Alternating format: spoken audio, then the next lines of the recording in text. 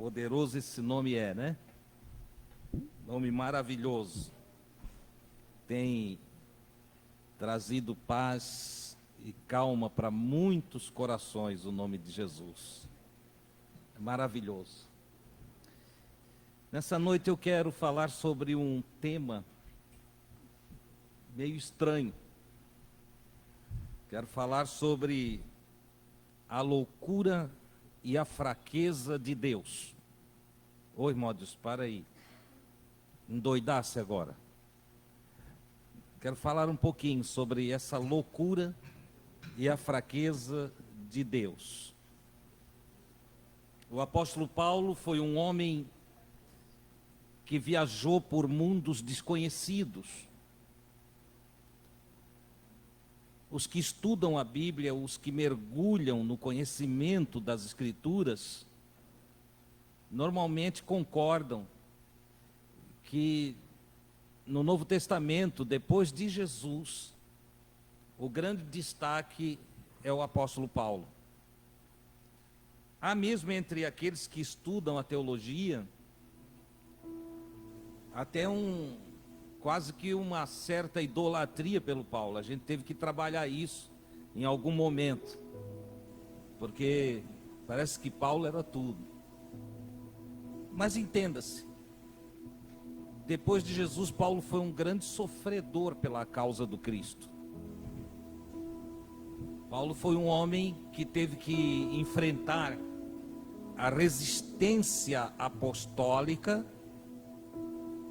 e isto porque nossos irmãos, os apóstolos, os primeiros, os 11 que restaram depois de Cristo, depois da morte de Judas e da morte do Tiago, depois da morte do Judas ficou 11. E logo depois Tiago, ele é morto também, Herodes mandou matá-lo, decapitá-lo. E ficou 10. E eles não tiveram assim a mente, a consciência espiritual expandida de imediato. Eles andaram com Jesus 3 anos e meio. Dormiam onde Jesus dormia, comiam o que Jesus comia, passavam o dia todo com Jesus, mas tinham uma certa dificuldade de abrir o entendimento para as coisas que Jesus ensinava, mostrava, fazia. Eles tiveram essa dificuldade. Veja que logo após a morte de Jesus, sua ressurreição e ascensão, ao invés de eles ir cumprir a missão de levar o evangelho para todos os povos, eles se reúnem em Jerusalém e ficam ali. Poxa, eles tinham acabado de ouvir de Jesus. Olha, indo ensinai as nações, não é a nação, as nações, a guardar as coisas que eu tenho ensinado para vocês. Jesus ainda tinha dito para eles: olha, vocês vão receber o poder do Espírito, o sopro de Deus vai vir sobre vocês, e vocês vão ser revestidos de poder. E quando isso acontecer, vocês vão testemunhar de mim em Jerusalém, na Judeia, em Samaria, que está fora já do território deles, e até os confins da terra. Se vocês falem, eles não entenderam. Veja como é difícil, mesmo nós, que às vezes estamos aqui, nós aqui nos amigos, há 16 para 17 anos, estou ensinando tudo sobre Jesus. Tem até uma reclamação que diz que eu só falo de Jesus, né? Eu não sei o que eles querem que eu fale também, alguns, entendeu? Acho que eles gostariam que eu fosse como Edir Macedo, ficasse dando show aqui de mãozinha para trás, Fala aí, o diabo. Entendeu? Entrevistasse demônio e tudo mais. Tem os que lamentam e não ficaram conosco, porque aqui não tem coisa ruim. Senão lá não tem endemoniado, não tem. Porque tem gente que acha até que tem o dom de expulsar demônios. Você sabia disso? Tem pessoas que acham que tem o dom. Isso não existe. Isso aí é uma invenção, isso é folclore religioso. Tá? Então, mas deixa isso para lá. Não faz mal não. Eu estou aqui ensinando de Jesus, porque Jesus deu ordem aos seus enviados. Apóstolo quer dizer enviados. Jesus deu ordem aos seus enviados para que eles ensinassem tudo que Jesus ensinou para eles. De sorte que eu não vejo algumas das pregações, a maioria das pregações que eu encontrei nas igrejas institucionais, não é sobre Jesus. E se não é sobre Jesus, se não é a repetição do ensino de Jesus, se não é a inserção no coração dos irmãos de toda a luz que o Cristo de Deus nos trouxe, então alguma coisa está errada. Alguma coisa está errada. E quando nós voltamos ao passado, e nós vamos lá então no primeiro século, e vamos observar a ação dos enviados, para você que ainda não está bem acostumado com o meu linguajar, dos apóstolos. Eles não saíram, eles não fizeram o que Jesus mandou. Veja que num só dia, 5.000 almas se agregaram à igreja do Cristo, lá em Pentecoste, e no entanto, os apóstolos ficaram ali, ficaram localizados, parados. E é aí que Deus vai levantar um homem chamado Saulo, conhecido como Saulo de Tarso, da Cilícia, que mais, depois de sua conversão, resolve, que era um hábito deles, dos orientais têm esse hábito, trocar o seu nome para Paulo, porque ele quis ter mais humildade na sua apresentação. Então ele sai de Saulo para Paulo, e é o que você conhece hoje como apóstolo Paulo. E esse homem então vai fazer missões conforme Jesus ensinou, ainda que ele mesmo não tenha conhecido Jesus pessoalmente, na carne, não teve contato, não recebeu ensinos diretamente do mestre.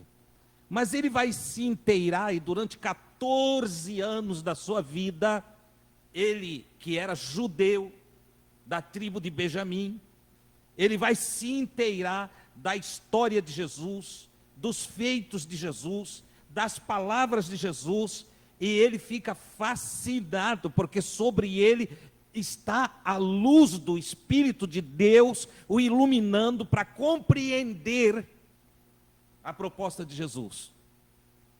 E esse homem então, ele mergulha em Jesus de tal forma que ele se destaca no Novo Testamento, por todo o Novo Testamento. A maioria das cartas do Novo Testamento foi escrita por ele. Olha que coisa maravilhosa. Só que ele é um homem inteligente, é um homem formado, é um homem de grande influência entre os judeus antes da sua conversão, e ele resolve não agir, não trabalhar sem consultar os apóstolos lá em Jerusalém. E ele vai a Jerusalém. E ele chega em Jerusalém e diz: olha aí, Deus apareceu para mim no caminho de Damasco. Jesus, eu ouvi a voz de Jesus.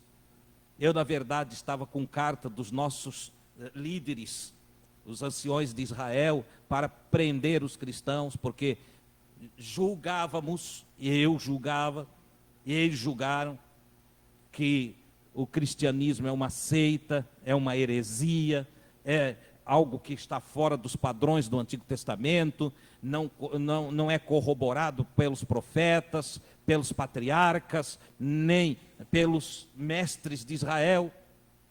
Mas, na minha ida em perseguição contra todos aqueles que queriam servir a Cristo, o próprio Cristo apareceu para mim. E eu, que era um perseguidor, caí por terra na minha perseguição, porque o Cristo disse para mim: olha, não vem contra os espetos da vida, porque tu vai te ferir. Mas ponha na tua cabeça, tu é alguém escolhido para levar o Evangelho. Olha só. E aí ele conta toda essa história dele, desse encontro, tal, que não é o meu objetivo hoje aqui, é esclarecer. Penso que todos vocês conhecem a história, está em Atos dos Apóstolos. Resultado, ele fala com os apóstolos, e os apóstolos não entendem ele, não. Ele diz que os apóstolos não queriam nem ver ele. Ele diz que só no fim, a ida dele a Jerusalém só deu a oportunidade dele ver o rosto de um único apóstolo. Tiago. Mais ninguém. Se não consegui mais conversar com ninguém, o Pedro não queria me ver, o João me deixou para lá, e eu vim embora, sem conversar com eles. Vocês entendem? É possível ser um instrumento na mão de Deus e ainda assim ter uma mente fechada. Olha que coisa tremenda. É possível um homem curar enfermo, profetizar, adquirir muita ciência espiritual e até uma certa sabedoria espiritual no que diz respeito ao reino de Deus, e no entanto negligenciar o seu amor ao próximo, a compreensão do outro. É possível que a mente se feche para determinada coisa. Então o fato de ser um homem, uma mulher de Deus, não quer dizer que sabe tudo, não quer dizer que alcança tudo, não quer dizer que está conscientemente com a mente expandida. Você entende? Por que que há vários líderes formados, doutores, PhDs, entende? Homens que falam 5, 6, 7 idiomas, e não descobrem algumas coisas nas Escrituras e não enxergam, fica vedado a eles, não enxergam. Diz, mas meu, esse cara ele sabe tudo, e como é que isso aqui ele não vê? Porque a mente está fechada. Qualquer tipo de radicalismo em mim fecha a minha mente, em você fecha a sua mente. Eles estavam com a mente fechada, e não sabem eles que Deus vai levantar o Paulo, que vai fazer muito mais do que eles pelas missões transculturais. Olha só, porque então, daqui a pouco o Espírito Santo chega na igreja de Antioquia e ecoa a voz do Senhor para os anciões de Antioquia. Ele diz assim: apartai-me a Barnabé e a Paulo para a obra que eu os tenho chamado. Aí o homem tem que calar a boca, porque quando Deus fala, o homem tem que calar a boca. Entendeu? Como é que está escrito? Querendo eu, ninguém impedirá. Se Deus quer, acabou. E Deus agora dá uma ordem aos anciões de Antioquia: ó, deixa o Paulo e o Barnabé fazer a obra que eu chamei. Porque a igreja trava, a igreja breca, a igreja impede, a igreja dificulta, porque a igreja vai se amontoando e vai criando um grupinho de líderes que daqui a pouco fica emperrando o caminho de outros. Entendeu? Você não pode, porque você não foi ungido ainda. Mas ungido por quem? Para quê? Ah, não, se não derramar um vaso de óleo em cima da tua cabeça, tu não está separado para o Senhor. Mas para aí, quem que disse que o óleo vale mais do que o Santo Espírito de Deus? Quem que falou que o óleo faz diferença? Não. Ah, mas lá no Antigo Testamento você está lá, você é israelita, você faz parte do sacerdócio arâmico? Não. Faz parte da tribo de Levi? Não. Então esquece essa coisa aí, porque nós estamos em um outro tempo, em uma outra dimensão. Nós pertencemos ao Cristo. Nós não somos israelitas. Nós não temos nenhuma origem e tribo nenhuma de Israel. Nós somos pessoas, somos aqui no caso brasileiros, né? Penso que todos aqui são, né? E se tiver algum argentino não tem problema. Entende? Somos pessoas que servimos a Deus e ponto final. E nós seguimos pelo comando de Cristo um novo sacerdócio. Um sacerdócio que não é segundo a linhagem de Levi, mas é segundo a ordem de Melquisedeque, conforme diz o escritor aos Hebreus. Um sacerdócio que antecede a lei. Um sacerdócio que é muito antes, mas muito antes de Arão, muito antes de Moisés. É um sacerdócio que se origina, ou que surge, ou que se apresenta, que se revela lá nos dias de Abraão, quando Abraão é abençoado por Deus em grandes batalhas da vida, e na vinda vitoriosa para casa, se encontra com Melquisedeque, e a ele dá honras que ao sacerdote é merecida. Ponto.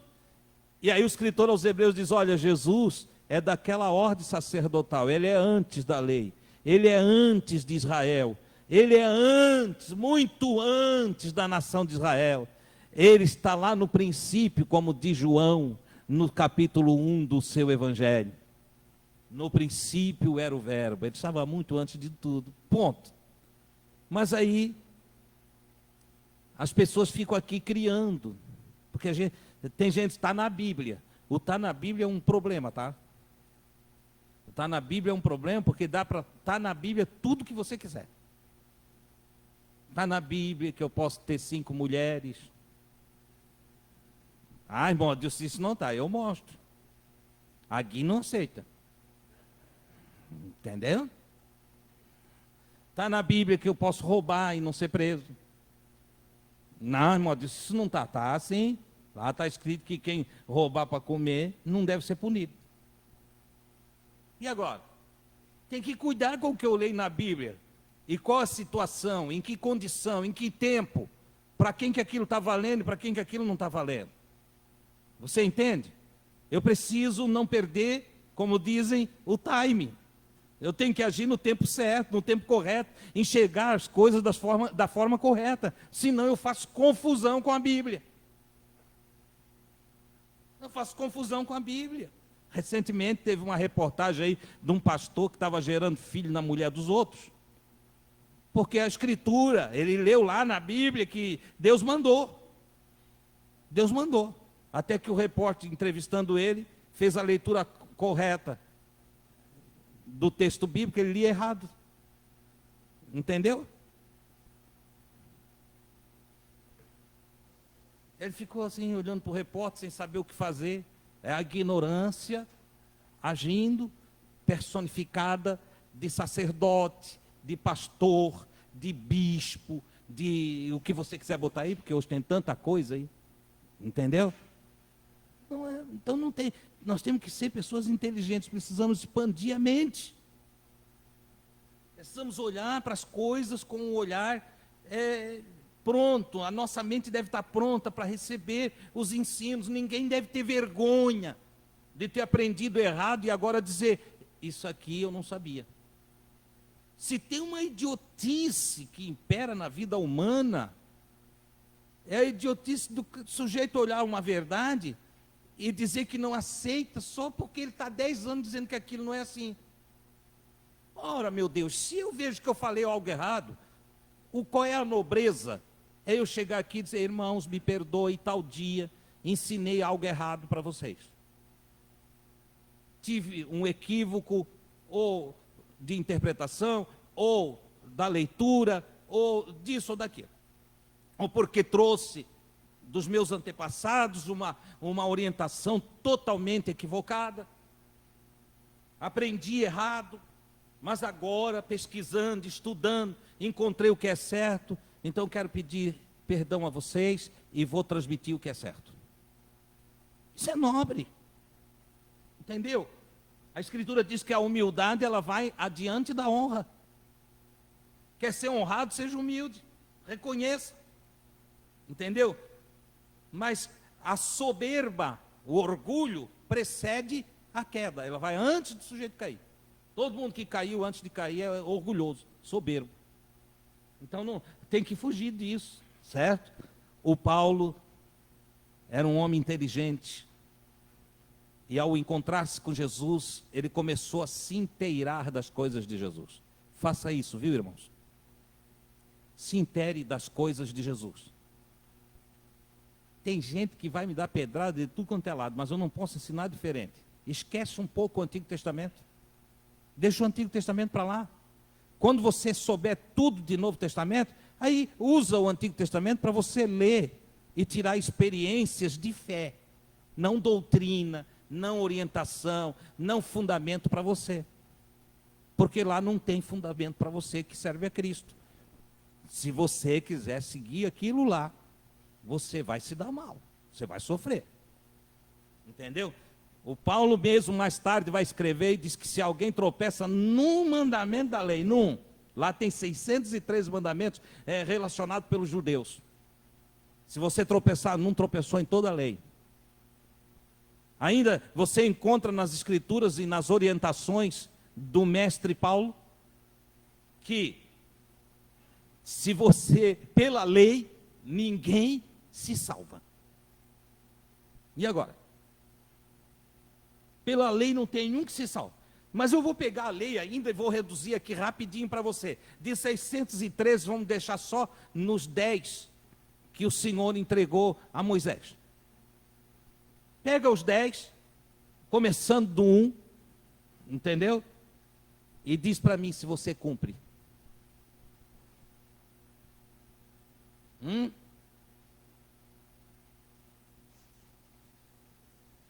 Pensa bem. Você cumpre? Você ama a Deus sobre todas as coisas? Ai, vocês vão ficar com raiva de mim. Aqui, ó, que vocês estão cumprindo, não cumpre. Entendeu?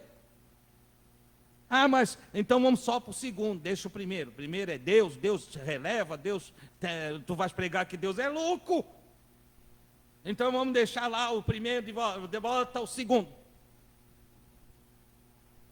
Amarás o teu próximo como a ti mesmo. Quem cumpre aqui isso aí? Deixa eu levantar a mão, quero ver quem é o corajoso aqui. Entende? Não, ninguém, meu Deus, ô raça ruim. Eu também não levanto, não. Nós falhamos demais. Entendeu? Ah, irmão Deus, mas eu faço caridade. É verdade, para quem tu gosta. Entendeu? Amar o próximo, primeiro é não ter distinção do próximo, não. Estávamos conversando lá, eu e Dori, a Ivana. Eu disse, amar o próximo é uma coisa interessante. Essa semana nós estivemos juntos. Disse, amar o próximo é uma coisa interessante, porque a gente nunca sabe quem é o próximo. Né? É o da vez, né? É o da vez. E, de repente, quem está vindo ali? Quem é o da vez?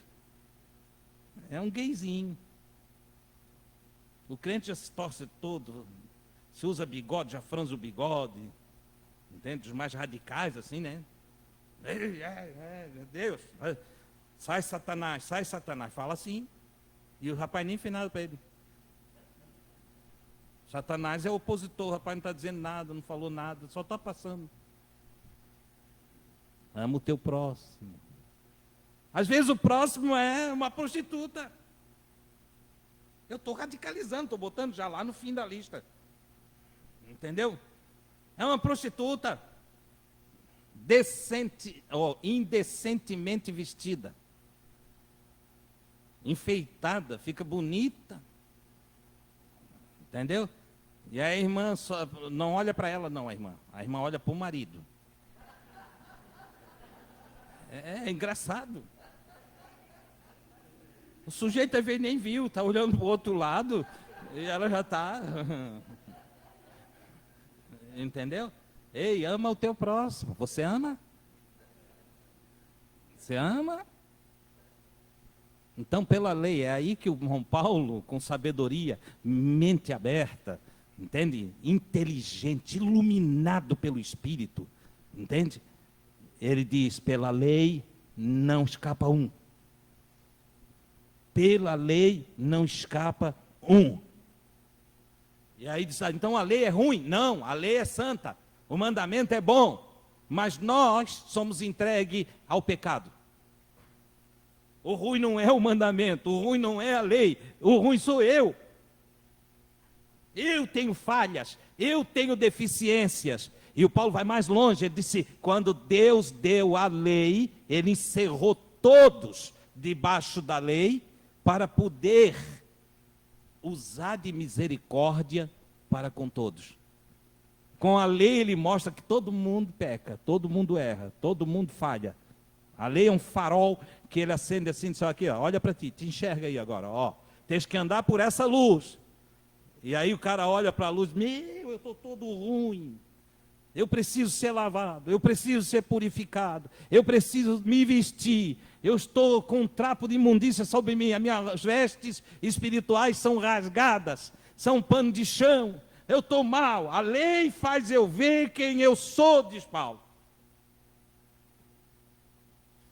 Mas e por que Deus fez isso? Por que jogou essa luz? Por que Ele faz eu me enxergar? Para usar de misericórdia para comigo. Olha só. Aí Ele envia Jesus e diz: olha, não é mais por ti a salvação, mas é por Ele. Ele é a propiciação pelos teus pecados. Ele é o teu socorro. Ele é o teu caminho. Ele é a nova luz que eu envio para te guiar às mansões celestes. Ele é o pagamento pela tua dívida. Ele é tudo do que tu precisas. Aquele que nele crê não perece, mas tem vida eterna. Oh, que coisa gloriosa! E é a partir daí que esse viajante de mundos desconhecidos. Por que viajantes de mundos desconhecidos? Porque Paulo escreve a respeito de si e do que Deus deu para ele, e ele disse, até querendo omitir que era ele, mas no fim ele tem que declarar. Ele disse: conheci um homem que eu não sei em que estado viajou, não sei se no corpo ou se saiu do corpo. Por que não sabia? Porque a coisa foi repentina, e no outro lado, no outro mundo, no mundo imaterial, ele se olhava e via-se o mesmo. E aí ele já não podia descrever se estava no corpo, se estava fora do corpo. Eu sei que eu estava do lado de lá. Eu viajei desse mundo material para o mundo imaterial. E lá no mundo imaterial, eu subi 3 estágios. No mundo imaterial, fui ao terceiro estágio da imatéria, que ele chamou de terceiro céu. Terceiro estágio da imatéria. Passei o mundo das almas, passei o mundo das estrelas, das almas, ou o vácuo do cosmos. Saí fora do cosmos. Adentrei em outra esfera, em um outro mundo. Eu estou aqui usando uma linguagem rude, pueril, para transmitir que ele esteve em um terceiro estágio de imaterialidade. Ele disse: lá nesse terceiro estágio, que nós vamos designar como paraíso, eu vi coisas inefáveis. Coisas que não dá para descrever, coisas que não dá para falar. Isso é como se ele dissesse assim: ó, o mundo do lado de lá é simplesmente maravilhoso. É desse homem aqui que nós vamos escutar. Eu estou falando isso aqui do Paulo, para nós entender um pouquinho das coisas, da perspectiva que está para além da vida física, físico-material, com a qual nós estamos acostumados. E é este homem que diz que Deus tem uma loucura. E é este homem que diz que Deus tem uma fraqueza. Parece antagônico dizer que o onipotente tem uma fraqueza. Mas o Paulo teve a ousadia de escrever e dizer que ele tem. Nós dizer que o ser onisciente, aquele que sabe tudo ao mesmo tempo, o ser onisciente, que tem conhecimento de tudo o tempo todo, sem dependência do espaço-tempo. Ele simplesmente sabe. O amanhã, o ontem, o agora, para ele é a mesma coisa. E aí o Paulo diz assim, só que ele tem uma loucura. De vez em quando ele fica doidão. Alguém pode até pensar, então é quando dá os terremotos. Não, nada disso. Não é assim. Eu vou ler o texto do Paulo. Olha o que o Paulo diz. 1 Coríntios capítulo 1, versículos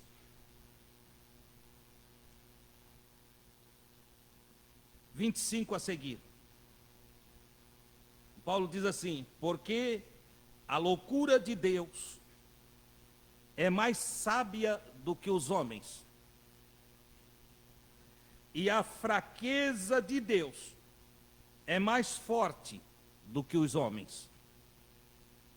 Porque bem vedes, irmãos, a vossa vocação, o vosso chamado, o convite para participar da vida com Cristo, que não são muitos os sábios segundo a carne, doutores, nem muitos os poderosos, generais, imperadores, governos, nem muitos os nobres, reis, monarcas, que são chamados.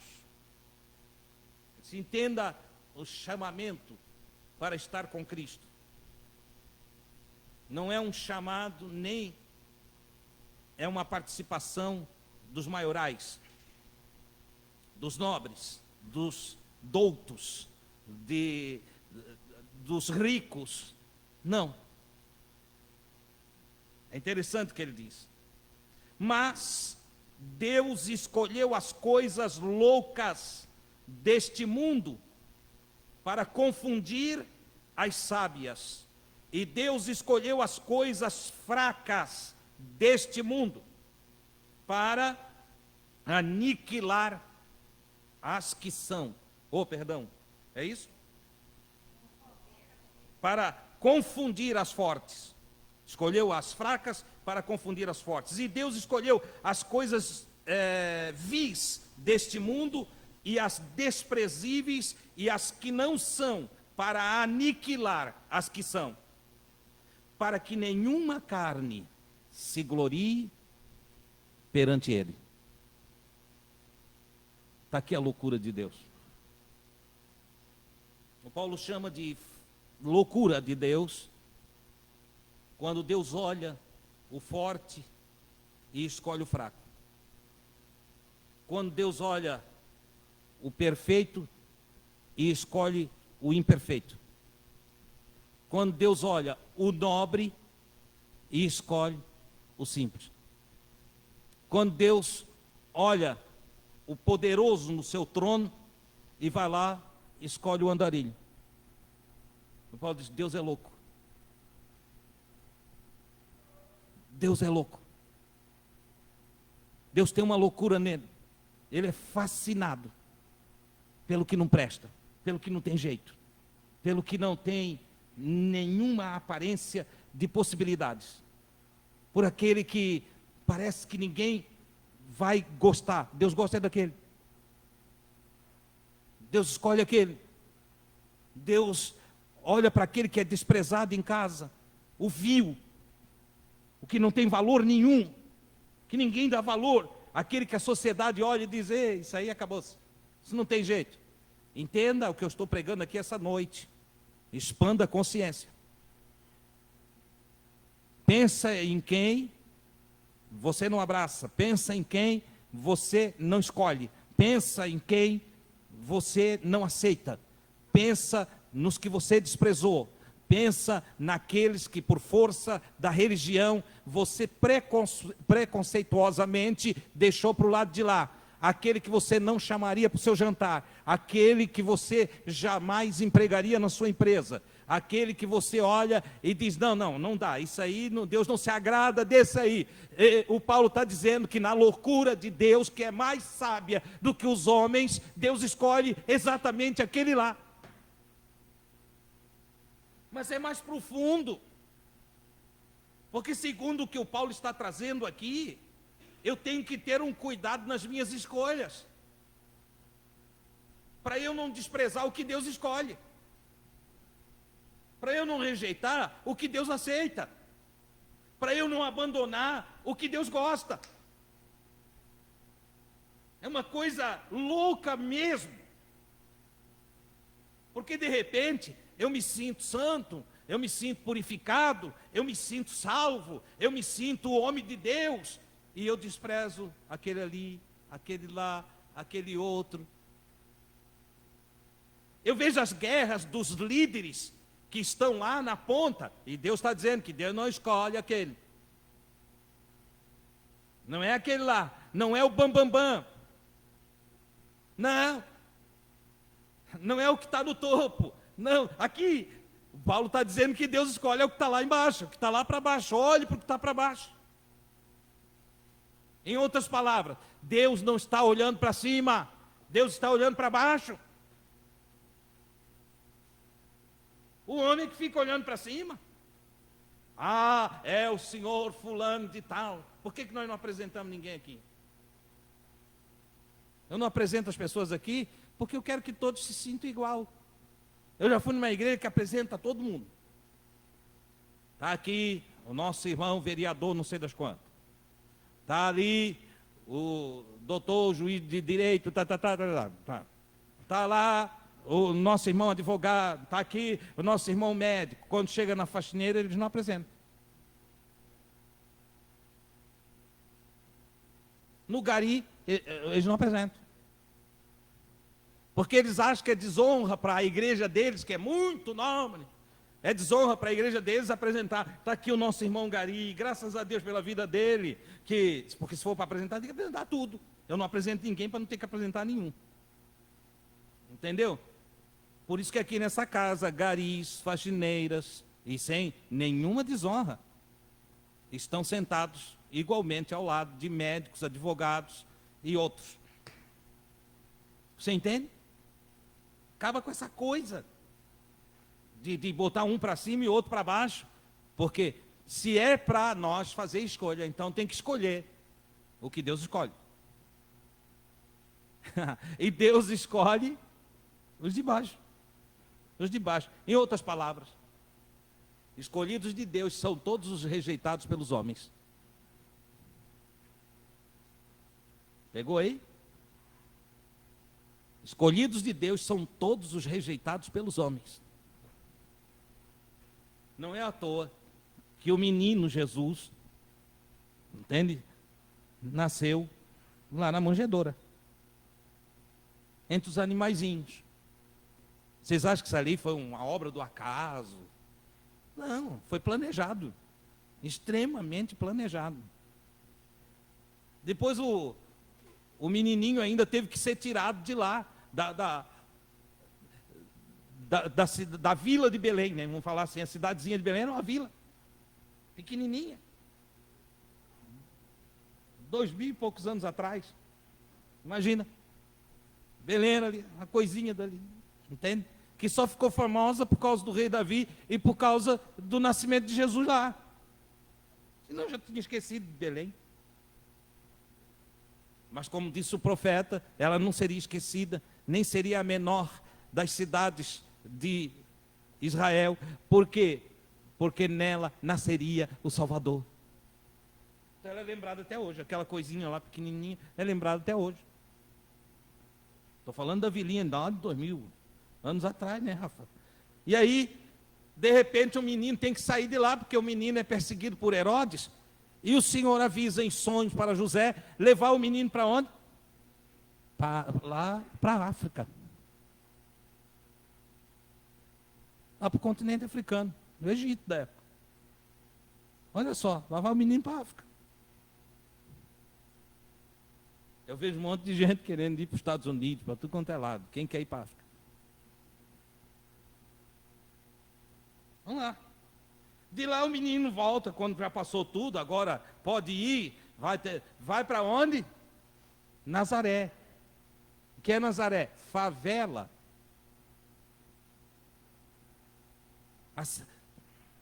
A Galileia das nações era conhecida. Favelão das nações. Tinha gente tudo quanto é lado lá. Lá vai Jesus ser favelado. Você quer ser rico, é? Você despreza, é? As coisas que não são, as coisas vis, as coisas que confundem, tão fraquinhas que confundem as fortes. Está aí no texto. Depois você lê mais 10 vezes em casa. Deve gravar bem. Isso aqui é que Deus escolhe. É que Deus escolhe mesmo? Coisa louca. O que mais? As fracas. O que mais? As vis. O que mais? As que não são. O que é que tu é? Ah, eu sou o doutor fulano de tal. Cuidado.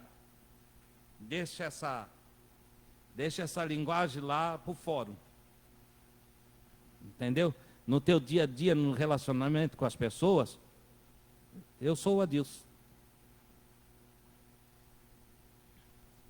Jacó só teve a vida transformada quando disse quem ele era de verdade. Quem és tu? Eu sou Jacó. Jacó? O cara que ouviu disse, enganador? Suplantador? Esse é o teu nome? Outro deve ser ruim, né, sujeito? Que nós falamos Jacó, não soa como lá. Mas o cara que estava ouvindo lá, ele ia ouvir mais ou menos isso aqui. Suplantador, enganador, usurpador. Quem é você? Eu sou usurpador. Coisa linda para se apresentar, né? Eu sou usurpador. Não quero nem papo contigo. Deus escolheu ele. Eu sou suplantador, não quero te ver na minha frente. Sai, vai embora, nego. Vai andando. Para casa, sai. Abre alas. Aí Deus vê que ele é desprezado. Deus diz, eu vou mudar o teu nome. Eu te escolhi. Tu vais ser o pai de nações. Como é que é? Tu vai ser conhecido como um príncipe. Eu, Senhor. Olha, Senhor, se tu fizer isso comigo, eu vou te servir todos os dias da minha vida. É o que ele vai fazer lá. Um pacto com Deus. Entende? Eu ensinarei aos meus filhos o teu caminho. Eu falarei para todos que tu és o Deus dos meus pais e o meu Deus. E Deus disse, não, eu te escolhi já, rapaz. Vou trocar o teu nome hoje aqui. Vou te dar um nome novo hoje. Tu nunca mais vai dizer para ninguém o que tu era. Aprende aí, irmão. Tu aceitou Jesus, deixa as coisas de trás para lá, deixa. Eu era macumbeiro, tá, irmão? Nós vamos ouvir aqui o ex-macumbeiro. Para outro canto, cara. Não quero ouvir ex-macumbeiro? Não tem uma nova criatura aí dentro de ti? Não, eu nasci de novo, eu sou uma nova. Então fala da nova criatura que Deus fez em ti.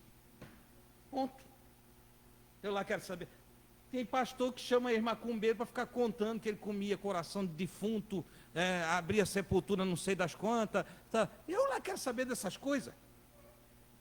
Paulo diz ainda que tudo que é bom, tudo que é honesto, tudo que é verdadeiro, nisso pensai. Que coisa boa tem para pensar num cara que abre sepultura?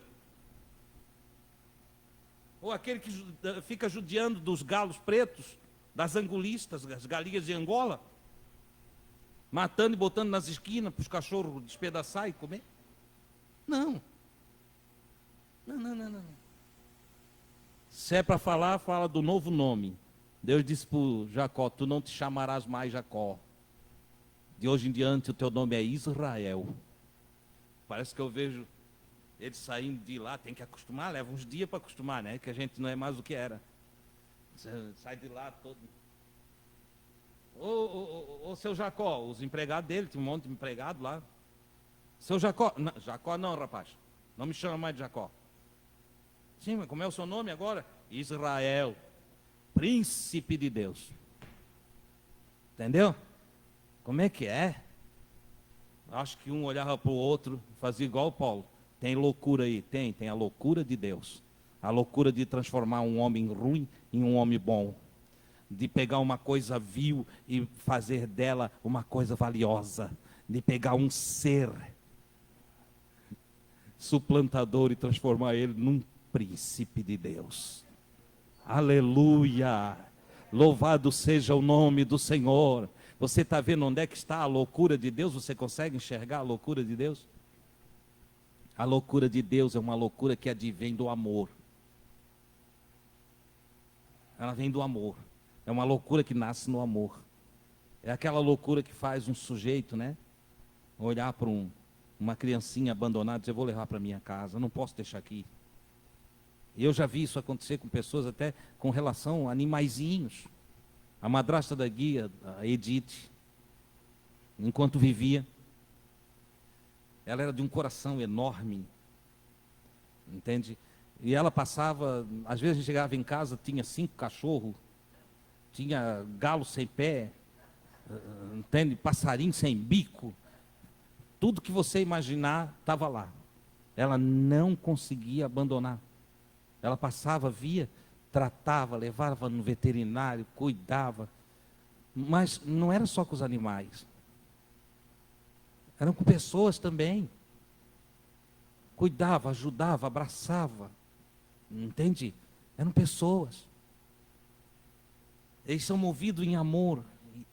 E existe neles essa pitada da loucura divina, de não desprezar o que foi desprezado, de não abrir mão de nada, porque dá valor a tudo, de não descuidar do necessitado, porque vê a necessidade como fonte de tristeza, e em Deus a abundância de alegria. Logo ele ama a cada um que encontra.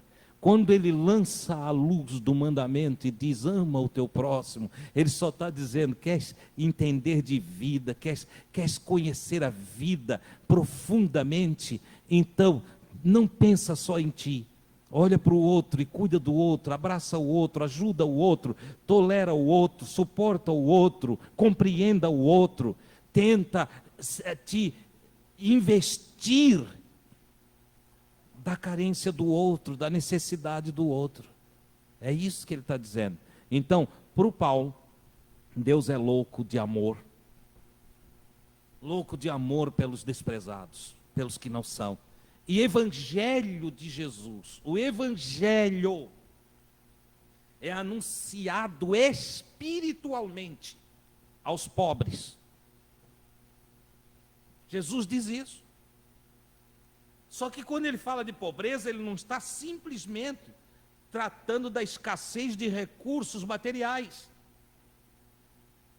É mais profundo. Ele está tratando da humildade do indivíduo, da fragilidade do ser. Porque há indivíduos que moram na favela e são ricos de orgulho, de soberba. E há indivíduos que moram em palácios e são pobres no espírito. Então é uma coisa profunda que nós precisamos analisar. E cada um de nós precisa meditar. Qual o meu comportamento como evangélico? Porque evangélico não é pertencer a uma igreja evangélica. Evangélico é ser alguém que vive o evangelho. E viver o evangelho é viver para os outros. O evangelho é praticado no outro. Não existe evangelho praticado só para mim. A prática do evangelho está em relação ao outro. O indo de Jesus, ou ide, como queiram, é para ir levando o evangelho por onde passar. É para tratar da humanidade. É neste aspecto que ele diz que os seus discípulos são sal da terra e luz do mundo, porque aonde eles estão, eles temperam. Aonde há desprezo, eles não desprezam. Aonde há ódio, eles levam amor. Aonde há tristeza, eles levam sorrisos. Onde há reclamações e intrigas, eles vão lá e levam a pacificação. O evangelho prático é vivido de um para o outro. É um cuidando do outro, é um repartindo com o outro, é um abraçando o outro, é um orando pelo outro, é um fazendo o bem para o outro. Lamentavelmente, a religião trouxe como a religião evangélica, denominação evangélica, trouxe uma prática e um rito para dentro da casa da reunião, que é desabonado na prática da vida, que é negado no dia a dia, entendeu? Mas Jesus queria que nós olhássemos para cada rosto, olhar olho no olho, e em cada rosto que nós olhássemos, nós pudéssemos praticar o Evangelho. Pratique o Evangelho. Ao invés de estender o dedo, julgar, que eles não julgueis, entendeu? Ao invés de querer tirar cisquinho do olho dos outros, entende? Carregando uma madeira desse tamanho na frente da cara, entende? Que Jesus falou, tem gente que tem uma trave é um caibro aqui na frente do rosto, aqui, entendeu? E aí ele olha para o outro que tem um cisquinho, diz, tu tem um cisquinho aí, deixa eu tirar. Aí ele vai com aquela trave, até não virar a cabeça, dá na gente, machuca, não enxerga direito, fura o olho do outro, entendeu? O outro chega a dizer, não, deixa o meu cisquinho aqui, pode deixar aqui, eu vou chorando, o cisquinho vai aqui, eu vou chorando, a lágrima vai caindo, deixa, não tira não, não deixa que eu sopro, não sopra, tu tem uma trave aí, entendeu? Jesus disse, não façam isso, com relação, e isso aqui é uma coisa que eu gosto muito, eu já falei aqui, mas vou repetir, com relação a você, ao juízo, ao julgamento, julgue a você mesmo. Em relação ao amor, dê o teu amor ao próximo. Tem gente que faz o contrário, dá o amor para ele mesmo e o juízo para os outros. Julga os outros e ama a si próprio. Egocentrista, entendeu?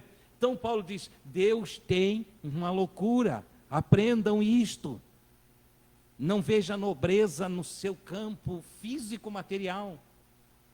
Não olhe a nobreza a partir daquilo que você é em si na matéria. Não pense que você é grande porque você conseguiu fazer 2, 3 faculdades. Não pense que você é melhor porque você tem dinheiro. Não pense que você é alguém especial porque está sentado num trono, numa cadeira de governador, de prefeito, de qualquer coisa que você queira aí. Não. O Paulo está dizendo assim, porque quando você pensa assim, Deus deixa você com você mesmo. Ele faz uma entrega de ti para ti mesmo. Esse está tão grande que não precisa de mim. Esse tem tanto poder que não precisa de mim. Esse tem tantos recursos que não precisa de mim. Então, Deus se volta para o que está embaixo. E aí ele olha as coisas desprezíveis. E na loucura dele, ele anda com andarilho. Ele é a vista do cego. Ele é as pernas do paralítico. Ele é o pão da vida do pobre. Ele é tudo aquilo que falta para aquele que está desprezado. Deus é a resposta, aleluia, para o que está abatido, para o pobre, para o oprimido, para o doente, para o angustiado. E Deus está lá, Deus está pertinho dele. Não que não esteja perto do rico, é que Deus ignora ele, por causa da sua soberba. Você me entende aqui, né? Eu acho que está bem explicado aqui. Não é que Deus não gosta de nenhum rico, não. O Paulo diz, vede que são poucos. Por que é pouco os ricos no chamamento? Porque eles não querem Deus. Eles querem curtir a sua fortuna, as suas casas. Eles querem curtir os seus bens, eles querem curtir tudo que eles têm. E aí eles esquecem Deus, não precisam.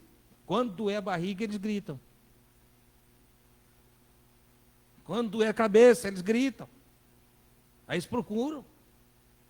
Entendeu? Mas enquanto não dói, Eles estão na soberba da sua própria vida, vão na sua própria força, vão dentro dos seus próprios recursos.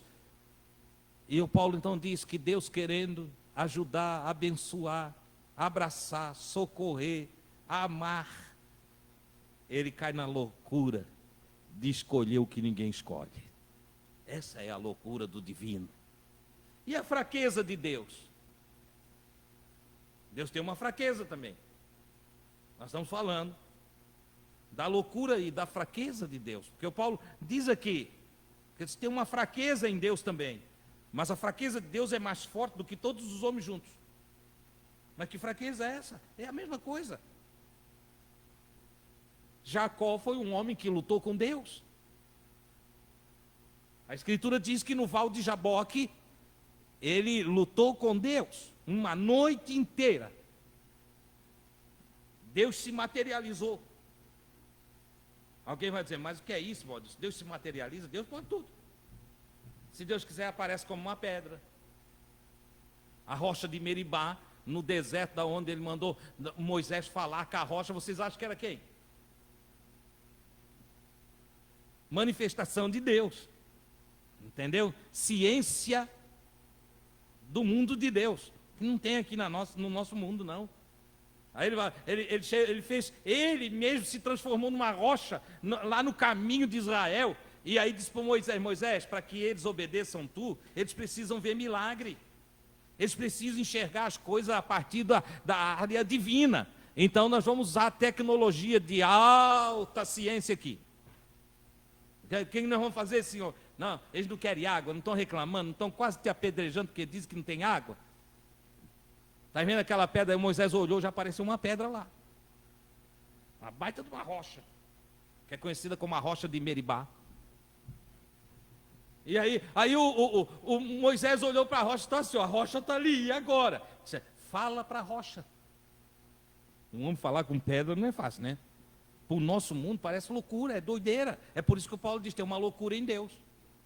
Deus não podia simplesmente fazer jorrar uma fonte ali, vir água e todo mundo beber e acabou? Não, ele não faz assim, porque as pessoas não dão valor em nada que vem gratuitamente. Entendeu? Tudo que eu ia pesquisar na internet, que era coisa boa, tem um preço. Tem um preço. Ó, tal assunto assim, assim. Pô, isso aqui eu queria ver. Quando entra lá no site que tu vai, faça o cadastro, apresente-se, compra pelo PagSeguro, se pelo cartão, entendeu? Não tem nada de graça. Entende? Eu estou falando das coisas de igreja. Eu disse, meu Deus, os pastores estão dinheiristas mesmo, só vende. Mas depois eu fui entender. Não é não. É que o que é de graça, o povo não dá valor. O povo não dá valor. Entendeu? Tem que custar alguma coisa. Não, eu paguei, agora eu tenho que ler. Tu dá gratuitamente, desamasso tudo, joga fora. Eu já dei panfleto aqui em reunião de discipulado, que quando eu saí daqui estava amassado ali na rua. E eu passei um dia inteiro para escrever aquilo. Até que eu disse, não dou mais nenhum. Não sou tolo. Quem quer agora escreve. Tem uns irmãos aqui que eles dizem, ó, não, eu tenho que escrever. Se eu não anotar, eu digo, então escreve aí, aprende. Olhei para Jesus, por que Jesus não escreveu uma letra? E aquele escreveu, ele escreveu sim, escreveu lá na terra. E apagou-se ligeiro. Por quê? Forçava as pessoas buscar, apresentar o seu interesse. E quem queria teve que escrever. Foram os apóstolos que escreveram. Olha que coisa interessante. Mas aí, o Senhor, usando da tecnologia lá, né, do céu, bota lá a rocha e diz para Moisés, fala com a rocha. O Moisés fica todo desajeitado. Eu também ia ficar. Imagina Deus botar uma pedra aqui na frente e dizer assim, Adilson, agora na frente desse povo aí, tu vai ali, fala com a rocha e diz, rocha, água.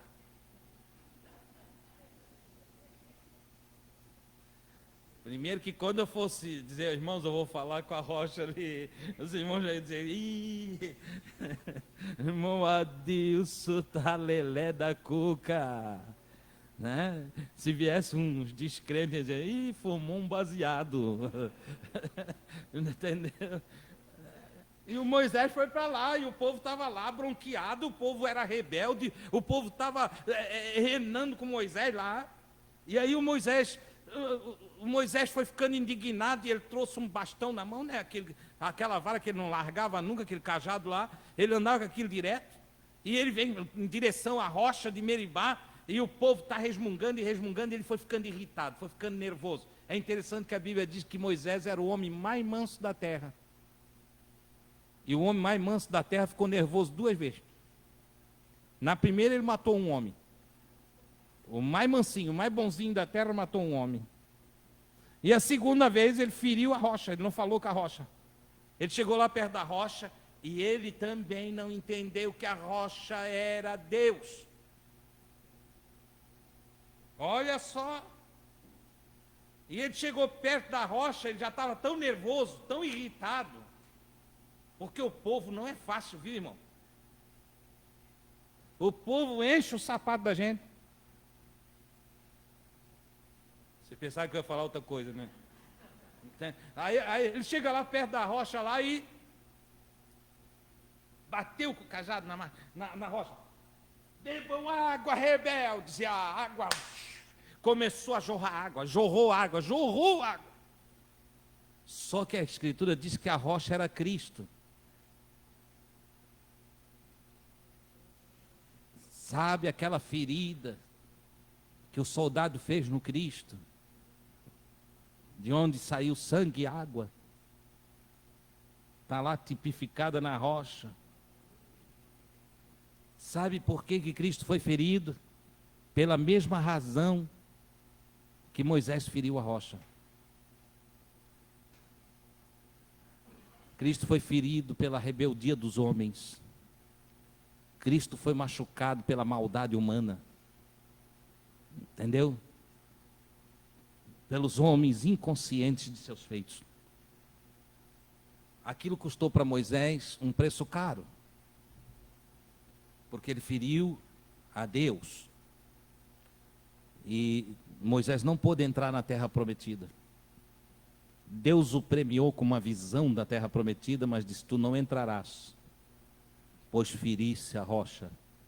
Era para falar com a rocha. Não era para ferir a rocha, era para falar com a rocha. Ei, a loucura de Deus tem limites. E a fraqueza de Deus também tem limites. E nunca esqueça, a fraqueza de Deus é mais forte do que os homens. Mas Deus, em sua fraqueza, atende os homens que não merecem. Deu água para uma nação de rebelde. Olha só. Deu. Não pensa você que Deus vai tirar o seu pão, tirar a sua água, que Deus vai tirar as dádivas da vida de você por causa de sua rebeldia. Não. Chegará o dia que tu irá e terá a prestação de conta. Eu irei, terei a prestação de conta. Mas o Senhor vai dar tempo para nós, para cada um de nós se apegar a Ele, para cada um de nós falar com a rocha. Entendeu?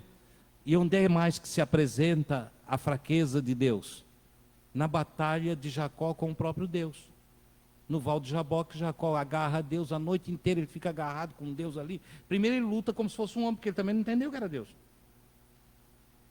Ele também não entendeu. Como Moisés não entendeu que a rocha era Deus, também o Jacó, no val de Jaboque, não entendeu que era Deus que estava lá.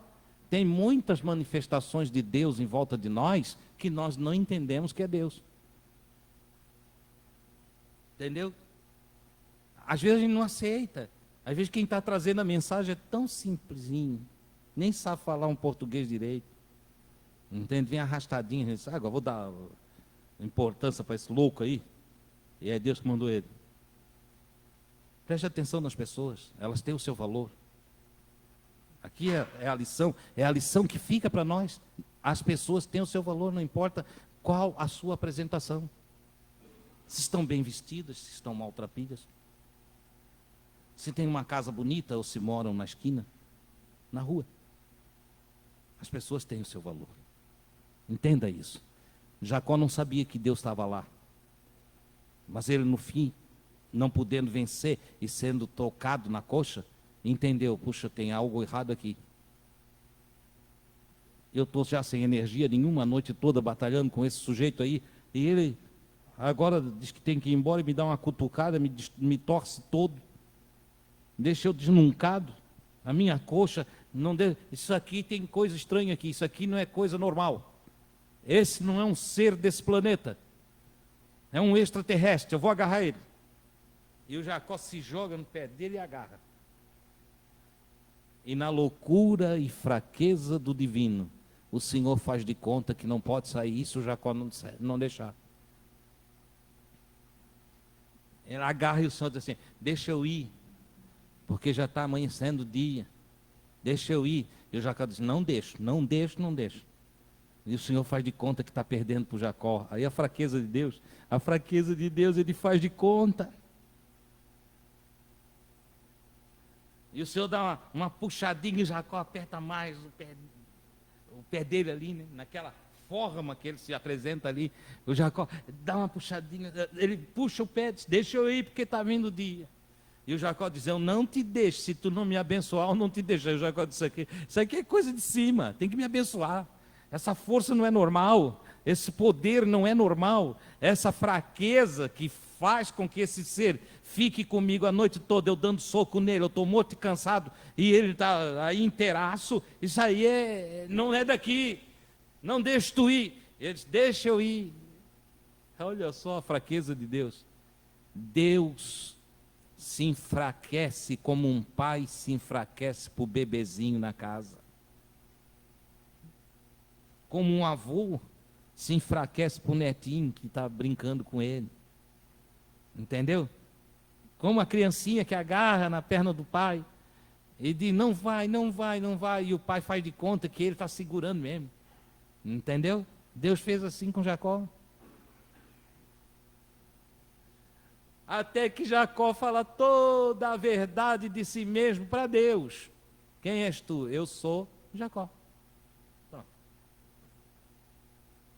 Porque tem gente que chega lá, ó Senhor Altíssimo, Redentor da minha alma, Deus onipotente, grandioso, Salvador, vai, né? Vai por ali afora, o Senhor sabe que eu tenho servido ao Senhor de coração, grandão, entende? O Senhor sabe que eu procuro não pecar, porque eu não sou como o irmão Pafunço.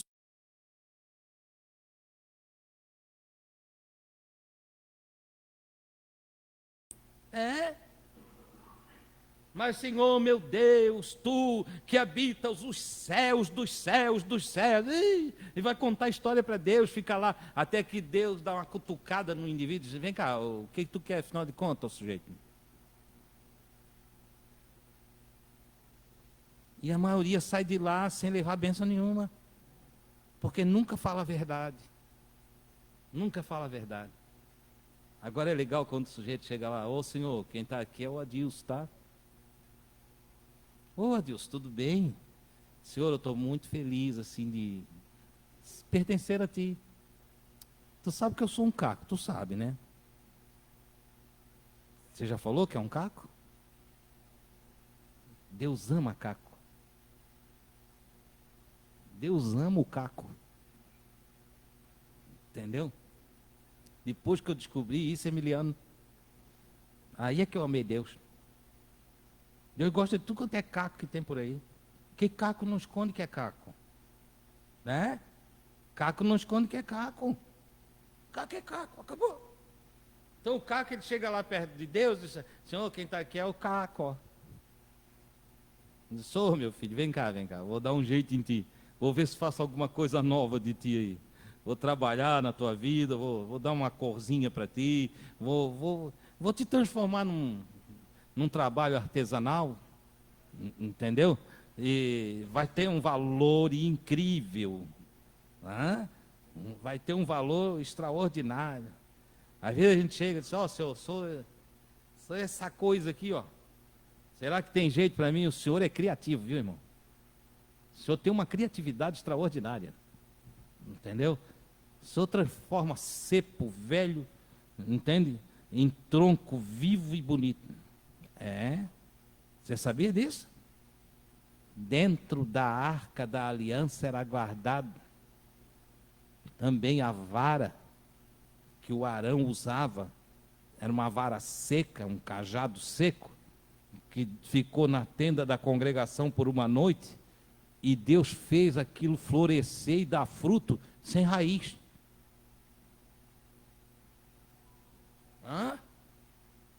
É de Deus que nós estamos falando. Ele é louco. Ele é louco e tem uma fraqueza por gente estragada. E é na loucura do divino, loucura de seu amor, loucura de suas ações, e na força e no poder da sua misericórdia, que nós somos salvos. Oh, glória a Deus! Que nós podemos contar com Ele, que ninguém precisa ter medo dEle, que pode chegar e revelar a verdade. Senhor, sou eu, sou fulano de tal. Não estou aqui para falar bonito na tua presença, porque tu tem todas as línguas do mundo, do cosmos, dos mundos e do multiverso. Tu tem toda a linguagem. Então, Senhor, não vou falar bonitinho não, vou falar já direto, tá? É papo reto aqui, Senhor. Deus já fica todo contente lá. Eu acho que quando o sujeito chega lá com papo reto, ele olha para todos os outros que estão lá contando lorota, diz, deixa lá, isso aí vai levar uma hora ainda. Entende? Olha para o outro, esse aqui vai a noite toda, ele vai passar a vigília toda no monte. Vou atender esse aqui que já disse que é Caco, porque eu já sei que se eu não atender, ele já sai daqui. Vem cá, ô Caco, vem cá. Tá. Aí você não entende que o sujeito é todo ruim e Deus atendeu ele em 2 minutos. O outro está orando na campanha de 2 meses e não recebeu ainda. Porque fica contando primeiro um monte de história. Até o dia que ele olha, já contou tudo quanto é história que tinha. Não tem mais desculpa para apresentar. E ele chega para Deus com a verdade. Porque Deus ama a verdade no íntimo.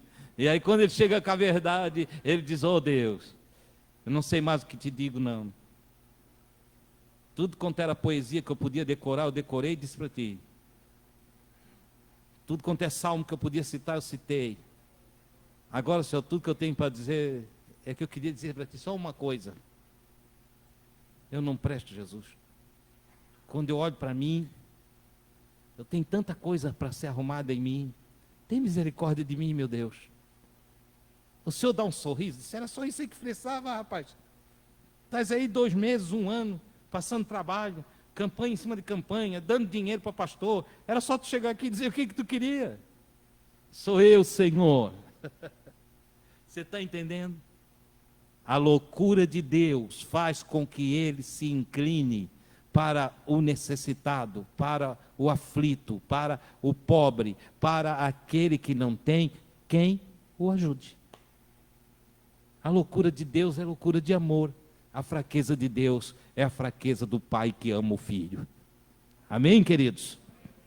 Guarde isso no seu coração, tanto para a sua relação com Deus, quanto na avaliação do seu trato com o próximo.